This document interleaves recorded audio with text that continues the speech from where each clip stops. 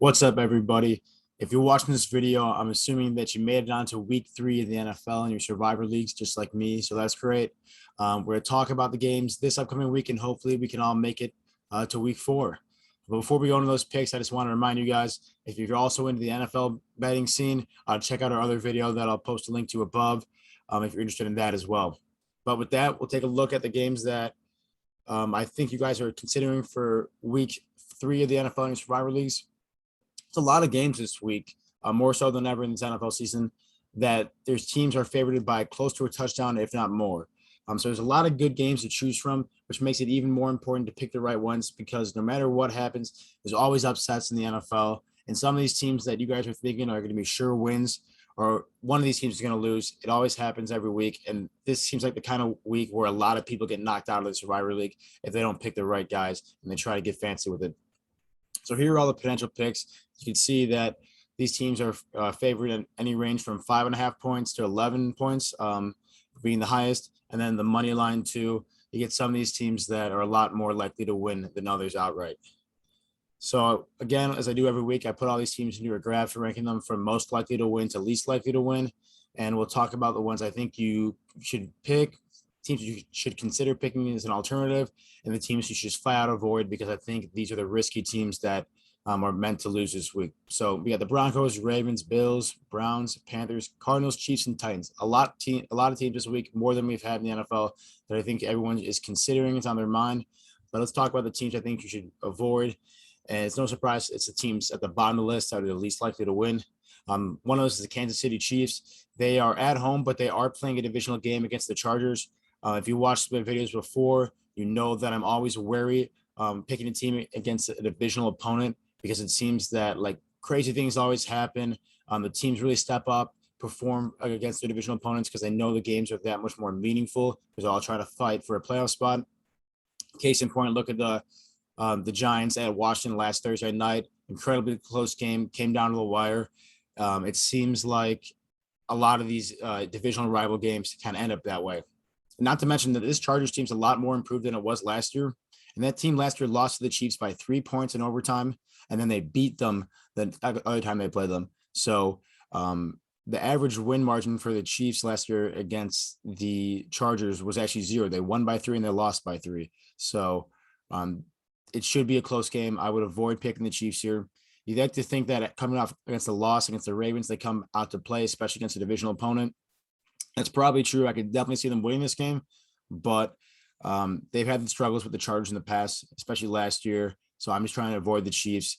It's unlike Mahomes to lose back-to-back games, but I'm still not going to bet against that. Just too much risk here for the Chiefs for me. Another game you shouldn't be picking, the Tennessee Titans. Again, a divisional opponent against the Colts. I think they split the series last year. Colts 1-1, Titans 1-1. I'm not convinced about either team, the Colts or the Titans yet. The Titans did look good in Seattle this weekend. They played a hard game and they won, but I still don't know which Titans team is going to show up on Sunday. Again, divisional opponent. These teams play each other really hard. They complement each other a lot, both on offense and defense. The Colts have a pretty stout defense to manage the Titans' pretty high-powered offense. And the Colts don't have the best offense, but the Chargers don't have the best defense. So these games are really hard fought, really physical. And it seems like they can go either way. So this is a game, a divisional opponent. As you can see, they're the least favorite of all these guys in the list. Why take a team that might win 72% of the time when you can get these guys that are close to 80%?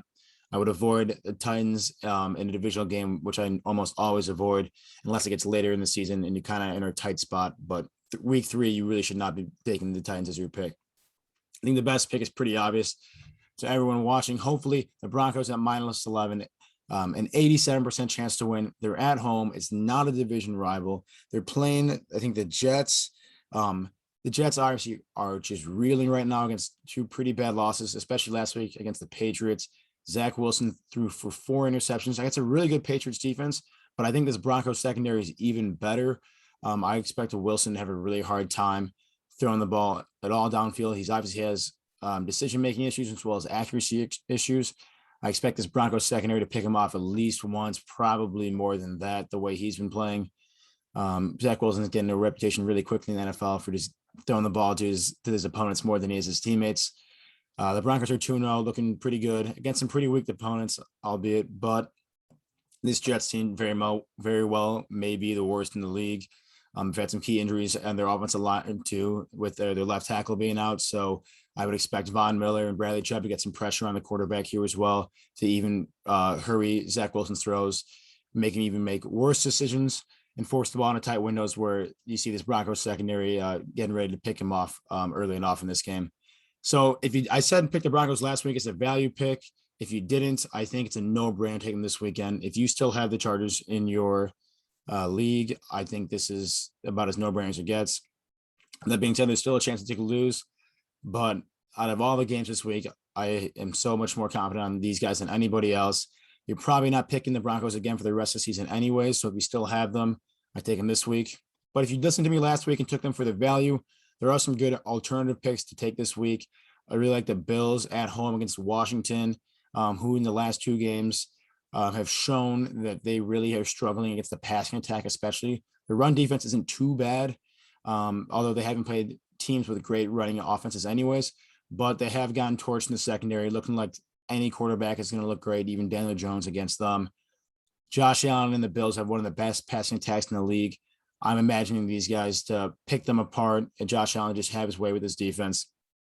On top of that, for any team, going into Buffalo is one of the most hostile NFL environments, one of the toughest places to go into and win, kind of like going into Seattle or the old Drew Brees Saints days. The Bills have such a home field advantage, and their crowd really gives them an advantage at home. So I think that combined with the secondary issues that the Washington football team defense is having and how good this Bills passing attack is, I think this is your next safest option.